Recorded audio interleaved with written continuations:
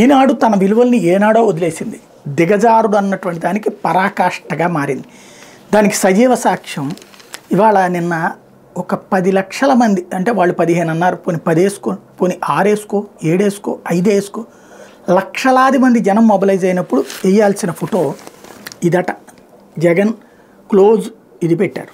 సరే పోనీ లోపల పేజీల్లో ఎక్కడన్నా ఫోటో భారీ జనం వచ్చారన్నది వేశారా అంటే అదేమీ లేదు. ఇదిగో జనం అంట ఇంతేనంట ఉంది, ఖాళీగా ఉన్నదట అక్కడ.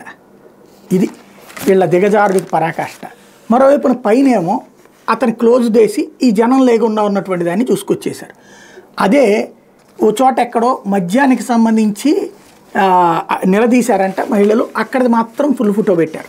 సరే ఇది ఒక ఆస్పెక్ట్. ఇక ఇదిగో మందు తాగుతున్నారు వాళ్ళందరూ, బిర్యానీలు తింటున్నారు రోడ్ల పక్కన, ఇదంతా రాసుకొచ్చారు, అంతా బాగానే ఉంది.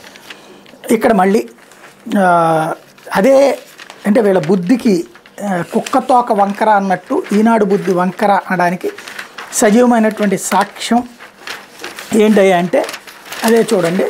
రాయొచ్చు, తప్పులేదు, తెలుగుదేశాన్ని హైలైట్ చేసుకోవడం, కానీ ఇంత దిగజారిపోవాల్సిన అవసరం ఉందా?